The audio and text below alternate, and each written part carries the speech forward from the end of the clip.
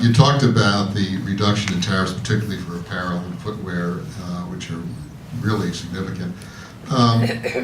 One concern would be, how does the consumer know that they will get the benefit of that tariff cut? So what are your companies doing, if anything, right now to anticipate that you will actually lower the price of blazers and sweaters and bras and all the things that, will we see a 35% cut at your stores in acrylic sweaters when that becomes effective? Sure, thank you for the question. You know, I was careful to say value and not price, right? Because that's exactly how our customer approaches it.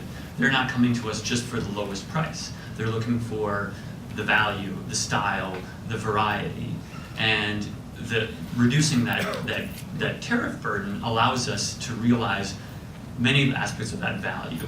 And will it be price? Will it be a better quality garment? Will it be more variety? You know, I can't tell you. It could be a combination of those things. But that value we are committed to passing on. You know, that's our commitment. I would also just note broadly, if you look at the retail industry today and how incredibly competitive it is, if you're not delivering value to your customer, you're not competitive. And if you're not competitive, you're not in business. Yeah, and again, I'd go back to the internet. There's nobody who's not shopping and looking at a product and then looking at that price. It's so transparent now that with that kind of price transparency, there's no way that we're not going to be pressing on value to our customers. That's in our DNA to try to be the best value retailer to our customers, and I think we'd rather pass on that savings to our customers than drop it at the border. And that's what's happening now. We're just dropping money at the border, and that doesn't make a lot of sense, that we would be paying governments as opposed to passing on the savings to our customers. And that's really what it comes down to. Great, thank you. Sarah Bowman, I just wanted to, you started to talk about the regulatory part of the trade agreement. Whirlpool has used U.S. trade remedy laws in the past in anti-dumping cases, I guess, against Mexico and South Korea. And I didn't mention this, but regardless of the tariff schedule, one of the biggest costs for consumers is paying anti-dumping and countervailing duty fees on imports that are subject to trade remedy actions. Is there concern in your company about, regardless of the tariff cuts, that there may be dumping or subsidies coming in from countries that will be benefiting from the TPP? No, not at all. I think price and the effects of anti-dumping orders, which were dumping cases, anti-dumping cases that Whirlpool filed, really are derived by those that dump. I mean, the reality is that we believe at Whirlpool that we can compete with anyone, anywhere, as long as we are competing by the same rule of law.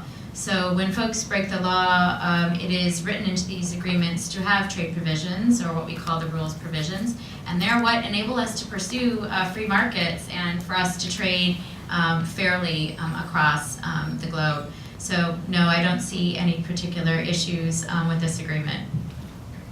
And Brian, just maybe it's my ignorance about how eBay works, but on the trade that does go through, and I know you're no longer just an electronic garage sale, I mean, there's corporations are using you as their outlet for their supplies, major corporations.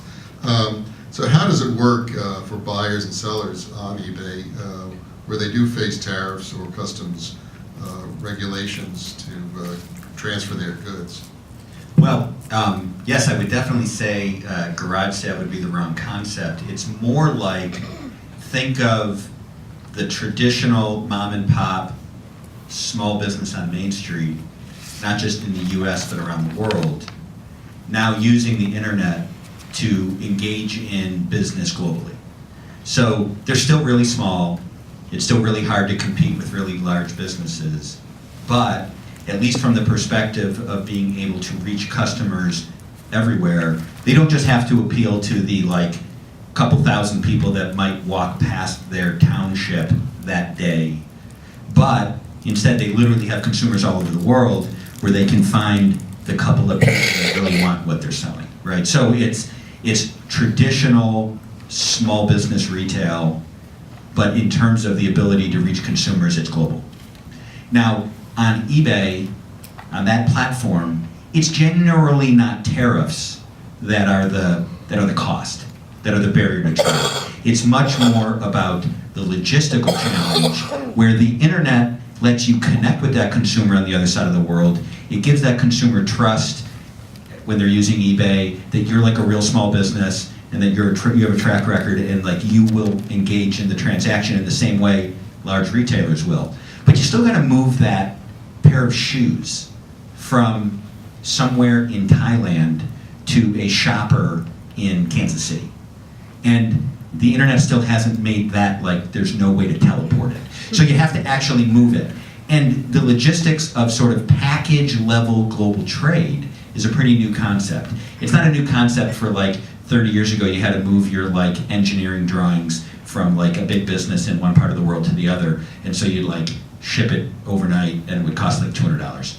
It's the ability to do that at scale all over the world is how you do this kind of micro business commerce. So the aspects of the agreement that are relevant for the barriers in the trade facilitation space are much more about customs modernization. It's much more about not just having countries institute digitally enabled single windows to deal with all the different customs and duties at the border, but integrated single windows. So it's truly like go online, put in what you're selling, and all the countries to the agreement, it would essentially go through the process seamlessly. Because again, we're talking about 4 or 5 person businesses.